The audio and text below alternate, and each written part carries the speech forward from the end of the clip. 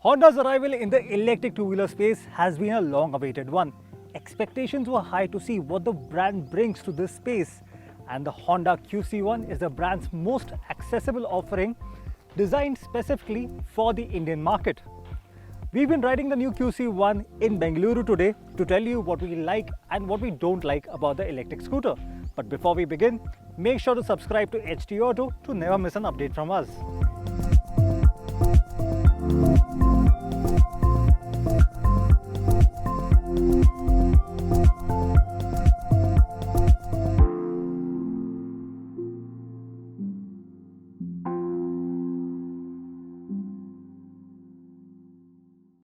The Honda QC1 is like the shrunken version of the new Activa E.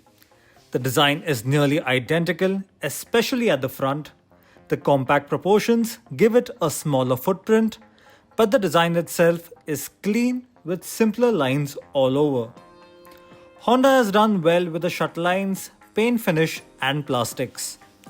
The all-LED lighting further gives it a premium feel. Everything feels basic but sturdy at the same time. The Honda QC1 is a rather compact little scooter. Now, I'm not just saying that because I'm a rather large person against this scooter, but this is in fact a rather compact little scooter. To give you some perspective, let me just get on it. The seat height is nice and low, so always a nice thing. But if you look at the floorboard space, there isn't a lot to begin with. This is just about enough. And if you're a tall rider, the knee will always hit the handlebar. So that is something that you'll have to compromise on. Now, that's also a problem if you are a large rider in general.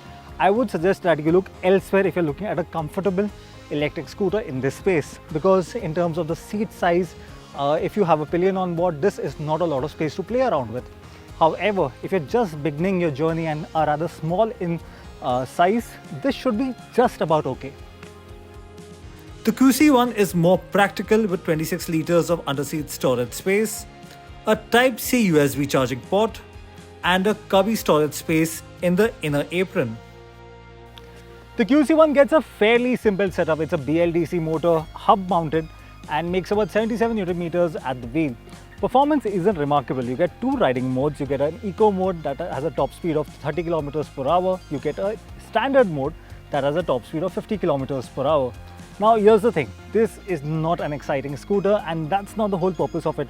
This is extremely utility driven, and that's the whole purpose. If you want to commute on this, you want to go to the office or maybe at the grocery store more regularly, this is exactly what you get. No nonsense, simplistic in its approach, and curbs the top speed so that you have more range to play around with. In the city, it manages to keep up with traffic rather well. We've been riding in Bengaluru, which is great when it comes to traffic. And I have to say, I didn't have any issue in terms of keeping up with other people on the road. Up to speeds between say 30 and 50, it's nice and fast, quick, but not exciting in any way. Even gradients, for example, we were doing flyovers today and I did not find an issue in terms of climbing up. That is not a problem I had with this scooter. And I think you want to. Steep gradients, maybe yes, that will be a concern. But as far as flyovers are concerned or just regular commutes are concerned, this will not be a scooter that will unimpress you in terms of performance. It's just decent, gets the job done. And that's kind of the whole point of a scooter like this one. If the top speed is much lower, you have the chances of hitting that claimed range of 80 kilometers on a single charge more effectively and more consistently, mind you. Now, in the eco mode, that is 80 kilometers. In the standard mode, it goes down to 70 kilometers on a single charge. And with a 1.5 kilowatt hour battery, it's just decent. It also cuts down on the charging time, which is 4.5 hours. You don't get fast charging on this, but you do get standard charging. You would plug it into any 15 ampere socket at home, and that will give you 4.5 hours time of charging for a range of 80 kilometers. Now, we've done about 50%, we've drained the battery, and that's given us about 25 to 30 kilometers so far. I do think that should translate to theoretically about 60 kilometers on a single charge, so close to what Honda is claiming. Now, compared to other electric two-wheeler players, what you really expect from Honda is doing that more consistently, and that's where I think the QC1's real litmus test will be, to give you the same quality, performance and range over the years. That's something we'll really watch out for in the years to come. The scooter is fairly stable with telescopic front forks, and twin shocks at the rear. The QC1 rides on a 12-inch alloy wheel at the front and a 10-inch alloy wheel at the rear, wrapped in MRF tires. Braking performance is decent, with progressive feedback at the front lever. Sadly, there is no regenerative braking to help improve range. Talking about things that could have been better on the QC1, well, first up, I do think the suspension at the rear could have been better. This could have been a more plush scooter. It's a little wooden at the moment, feels a little stiff, and I think a lot of older buyers would be attracted towards the QC1, and that's why a plush suspension would have just made their riding experience a lot better. The other thing that I think could have been better is the fact that the LCD console is a bit too simple. Now, I don't have a problem with the simplistic nature of it. It's nice, gives you all the information rather well. But the one thing it misses out is to give you the actual range left on the battery. Now, it tells you the percentage available. So if you start from 90 or 100%, it will go down to 60, 70, the works.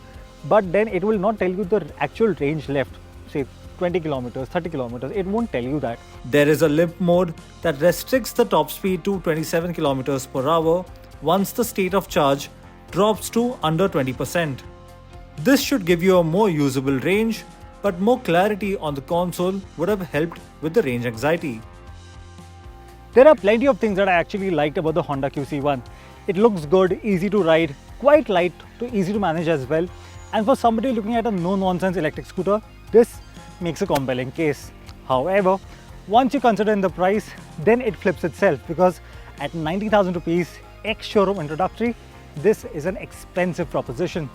I don't really see the point of spending 90,000 odd rupees on this. If you have that kind of money, you have better options in the market. There's the base variants of the TVS iQube and the Bajaj Chetak that I think offer more value overall. And in that sense, the QC1 really finds itself to be in a difficult spot to justify its pricing.